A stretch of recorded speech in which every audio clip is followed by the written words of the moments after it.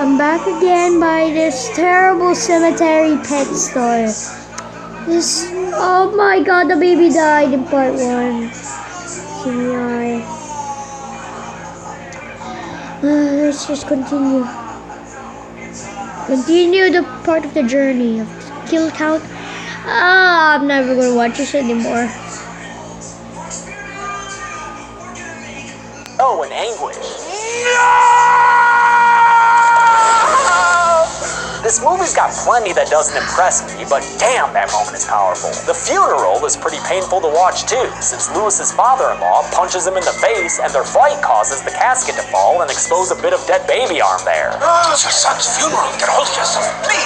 Dude, I am a hold of myself. That dick just punched me. At home, Ellie complains that God should make Gage come back. Judd tells her it doesn't work that way, but he already knows what Lewis must be thinking. You know, just by logicking it out. It's not like he could read anything in Lewis's blank face there. Are we sure he's not the one who died and came back? Yeah, Lewis is already considering another visit to the Micmac burial ground, even though the last time he did, it didn't turn out that great. That cat ain't right. Judd wags his finger at Lewis for even entertaining the idea and admits that he lied when he said no one had ever buried a person up there before. Cue another flashback, this time telling the tale of Timmy Baderman, who was killed on his way home from WWDOS. Timmy's dad, Bill Baderman, buried his purple hard-earning son in the Micmac grounds, and before you know it, Timmy was up and about, eating legs and pulling a real Romero on all the ladies in town. They're coming to get you, main girl. Because Timmy was a face-flesh-tearing abomination, Judd and his buds wound up going to the Baderman house to be a real bunch of alpha men. They burned the building down in an attempt to kill the zombie, but since Timmy wasn't done hugging his dad quite yet, Bill ended up dying in the house fire as well. I'm counting Bill, but not Timmy, since we never knew human Timmy before he died off screen, so his kill didn't really happen in this movie, did it? And as far as undead Timmy goes, well, I'm not gonna count zombies at all, because that is one dangerous precedent. In any case, looks like a whole lot of problems were caused by bringing back the dead. Sometimes dad is better. Yeah, you could say that again, Judd. Well, sometimes dad is better. I didn't mean literally, but... Sometimes dad is better. Okay, we got it, dude. Rachel decides to take Ellie to her parents' house in Chicago, while Lewis hangs back to tie up loose ends regarding Gage. Ellie doesn't want to leave her dad alone, though, because she's been getting dream warnings from someone. Someone named Pax Cow. Pax Cow? What? Is that like the new bovine mascot for Penny Arcade? It's a real sad moment for Lewis as he watches his family get on the plane, right? Is that sadness? Yeah, maybe zoom in real hard and see if we can find any emotion there. Anything? No? Still nothing? Nah, forget it. In Chicago, Ellie keeps getting dream visits from Pascal, telling her that Lewis is going to do something bad. She relays his zombie dream warning to Rachel through a bunch of snotty tears, but Rachel just can't figure out what the hell Pascal means. Pascal?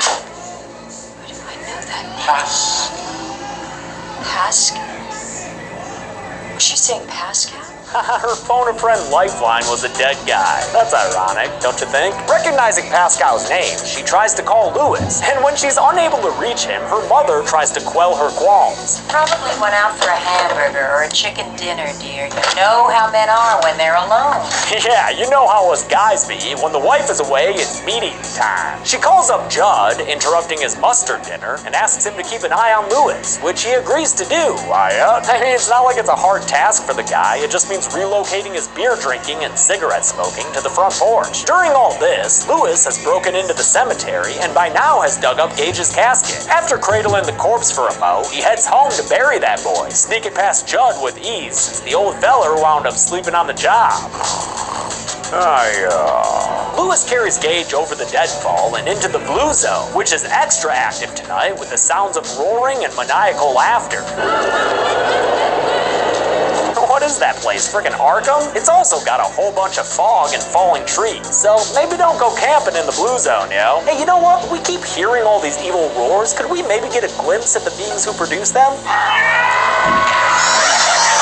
Oh shit, never mind, dude. They can go on just being noises, my beat. Meanwhile, Rachel has been having nightmares about her sister Zelda and starring in her very own sitcom called My Friend the Ghost. Because all of a sudden, Victor Pascow is a comic relief spirit. Man, I've had it with these motherfucking ghosts on this motherfucking plane. Victor's comedy craps all over this third act as he delays a gate closing for Rachel's transfer flight and even helps her rent a car? What the fuck? I will say, however, that his makeup is very good, and I even have an extended fun fact about it. You see, the makeup effects in this movie were primarily done by two people. Lance Anderson, who had worked at Stan Winston Studios and helped out with effects on The Thing, and his son, David Leroy Anderson, who would go on to win Academy Awards alongside Rick Baker for doing makeup effects on Men in Black and The Nutty Professor. David also designed most of the monsters in Cabin in the Woods, and some notable TV horror creations like Twisty the Clown from American Horror Story and the Red Devil from Scream Queens. And I'm not quite done with this fun fact yet, because Lance and David founded the makeup and design company AFX Studio, which is now run by, just fucking wait for it, David and his wife Heather Langenkamp Anderson, aka Nancy from A Nightmare on Elm Street. Yeah, y'all, Nancy Thompson helped create all those nightmare monsters in Cabin in the Woods. So it's kinda crazy that Miko Hughes here ended up playing Heather's son in New Nightmare, because she would have married David right after he did all the makeup on this movie. Horror's the freaking best, man. Okay, back to this movie. In opposition to Pascal's benevolent spiritual guidance is the cemetery itself, whose powers cause Rachel to get a flat tire on her way back home.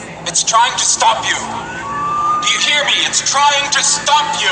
Yeah, the cemetery has its own powers. Or maybe it's the Wendigo's curse? I don't know, man. It's a Stephen King story. Just roll with the magical realism. Rachel gets herself out of this pickle by hitchhiking down the same kind of truck that killed her baby. Sure you don't want to wait for the next ride, lady? Lewis buries Gage in the Micmac grounds and goes back home, where he collapses in the bed without even taking his dirty-ass shoes off. His baby plant sprouts right away and walks all the way home in his little muddy shoes. His zombie cat faithfully at his side. Gage goes into his dad's medical kit and takes out a scalpel, a perfect weapon for him since it's like a butcher knife but baby-sized. Judd wakes up from his beer nap and follows some muddy baby footprints into his house, where he's tormented by baby giggles and toddler threats. Judd goes upstairs, and while he's distracted by Church the accomplice cat, Gage comes out from under the bed and slices into Judd's Achilles tendon. Oh damn, that's some hostile shit. All of a sudden, this movie gets super bloody as angry baby Gage falls upon Judd with a scalpel and slits his mouth open. Yuck. Then, after the old man collapses to the ground, Gage sinks his baby teeth into Judd's neck and has himself a little flesh feast, ripping out Judd's throat to seal the deal on this gnarly kill. That zombie baby is ruthless, yo. Rachel gets home, and thankfully, Pascal says he's not allowed to go any further, so he stays in the truck and disappears goodbye. We won't be missing you, dude. Instead of going home, Rachel is drawn to Judd's house by Gage's baby giggles, but once she's inside, it's a different noise she hears, moaning from Zelda, who she finds crouched in the corner of a room, threatening to twist Rachel's back and leave her paralyzed. Never get out of bed again.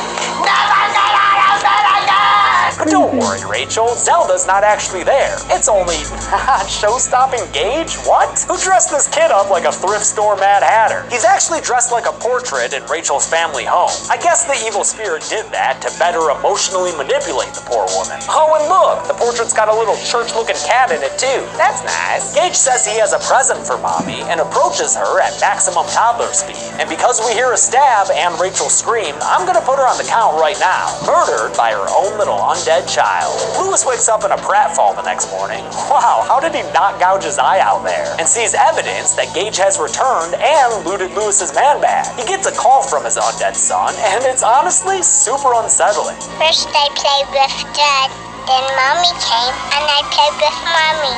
Now I want to play with you. Lewis heads over all wide-eyed and angry to Judd's house, where he wins Church's trust with a stake, only to grab this poor cat actor by the scruff of its neck and stick it in the butt with some poison. Oh man, this cat actor's death acting is making me feel bad, and Lewis's taunting isn't doing anything to help. Lie down. Lay dead.